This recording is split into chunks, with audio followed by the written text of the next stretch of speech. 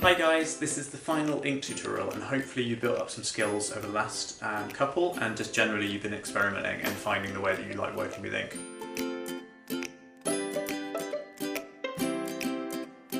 When I sat down to think about what I would show you, I had this in my mind and I don't know why. It was the idea of ink washing something in a way which had a lot of detail which was already put down with the fineliner, and then I'm just using simple tones, but the way that they're applied to surfaces is different. So what we've got here is a fineliner drawing which I originally drew with the pencil, so the pencil was included. I drew this, I just found some reference images, put something down, and then I very neatly drew over it with a fineliner, rubbed everything off.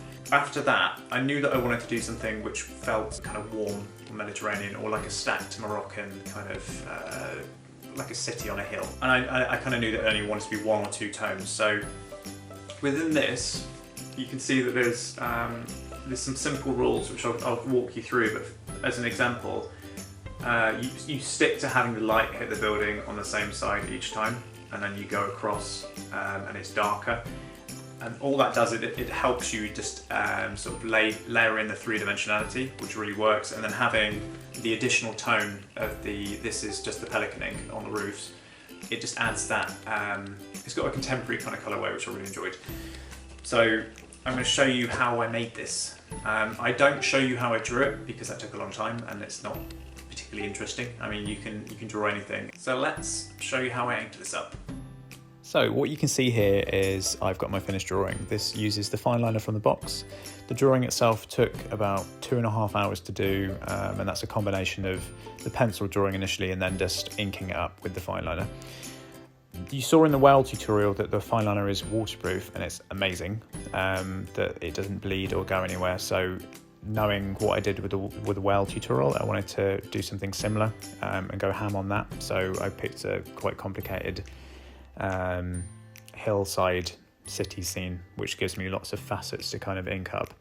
On the right hand side, I've taken the crimson and the yellow ink, and what I've done is I've mixed up a colour that I like. You can see from the finished piece, or you saw from the finished piece, that it's just two tones, so I wanted to pick two colours that went together well, and I knew I wanted to use the Pelikan ink, so that's going to come in later. What I've mixed up is quite a watery version of the acrylic ink. With the whale tutorial, you'll have noticed the difference between when the whale was wet, and also if you've done this yourself, you're gonna know from experience that if you work with it in almost a watercolory way, the vibrancy does diminish quite a lot when you dry it. If you were to keep like 100% potency of the acrylic ink, then you're going to get a really bright colour. But if you put water in it, and it gives you a bit more flexibility as to how being a bit more painterly with it and layering stuff up, it will dry with less potency, but that's not necessarily a problem. However, when it comes to this, what I'm trying to do now, because this is the beginning, you can see this is my first wall, and when I'll refer back to this wall in a bit, because you'll see how as you go on, you'll probably want to make changes based on what you're experiencing. The concept that I explained quickly at the beginning of this video is the idea of facets. So in order to create a three-dimensional product, here we've got buildings, which is, it's quite easy to get your head around how light might hit them.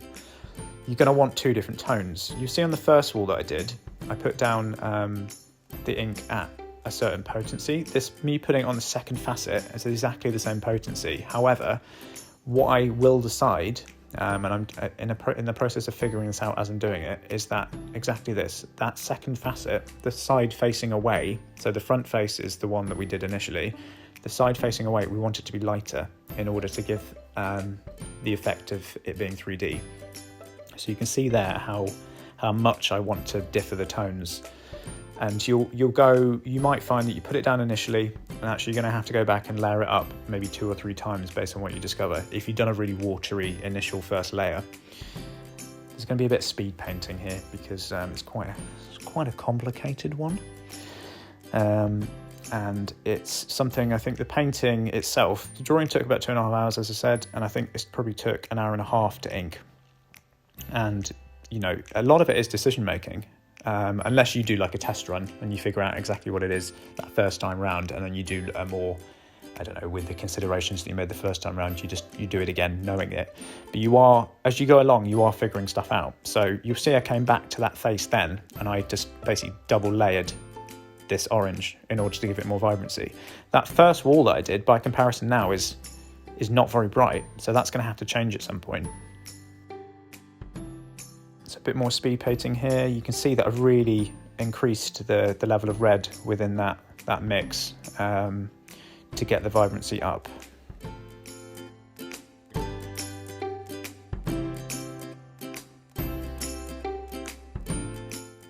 So I'm just covering, there'll be a phase in this video, see, where I'm just covering faces quite a lot. I'm putting lighter layers down, knowing that I'm just going to block cover an area, because your way of painting probably will change if you're doing something like this, like there. I'm covering it with a wash because I know that it's largely going to be that colour, and then I can stack up the tone later on. So I'm just going around and doing not finishing bits. I'm finding details that are in the same tone, and I'm just working them up, because while you've got that tone on your brush, you may as well go around and do similar things rather than moving from facet to facet, which would take quite a long time for you to swap the ink on it. This whole top block, you'll notice I'm just putting a really light wash on, because then you can go back like I am now and add in the dark stuff.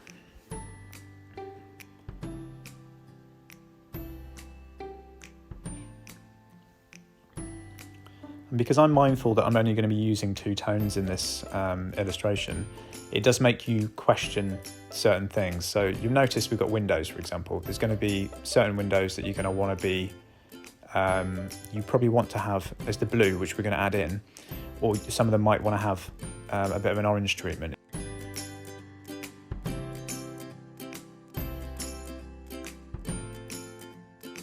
So now you'll see we are adding the blue. And again, there's going to be a phase of me trying to figure out how dark I want it to go down. So this looks quite watery. You can see there is a lot of surface water on that, and you can continue to see because the water's pooled to the left, but that will dry, and it will dry nicely. Sometimes when it pulls to one side, actually the effect, if you're looking for something textured, is really nice. You can see there I just filled in the window, and there's going to be a lot more of that going on with this blue. In a second you'll see a version of it where it's dried and where I'm putting it down, and the Pelikan ink goes down with this almost indigo-y colour, but then it changes tone and it gets a lot sort of darker and moodier. But I prefer it when it's darker and moodier versus the indigo, because you can get that bright tone from the blue acrylic ink that we put in. So you see there, it's got a lot moodier. And you'll notice at the house at the bottom, there's a ridge, or there's a great big dark line. That's where you've let the water settle and you've had it pool. And you can see in certain areas on other roofs that that's happened too. So now I'm just going around and adding in some more detail and deciding how I treat those, the bits of washing hanging up. And we're going to be blue on the side of the window. Is there going to be a combination of blue and orange washing? Here is the finished piece. So as I mentioned, 2.5 hours for the drawing, and then 1.5 hours for the inking, and I think it works really well with that tone. Right, well there's no template with this one, because I can't imagine the same way with the well, which was quite simple, that you'd want to potentially draw over this, because it's insane. I hope you enjoyed that, and I hope you can apply this skill to some simple drawings that you do, or some more complicated drawings, and it will have a really nice effect, and the three-dimensionality will come out in the buildings if you put the ink down in the way that I've suggested. So this is the final tutorial from this box. I look forward to seeing you next time round. Leave any comments, just let us know what you think, and if there is anything that you would like to see next time, I'll make sure it happens. And yeah, I hope you like the next box. Stay on board. Bye guys!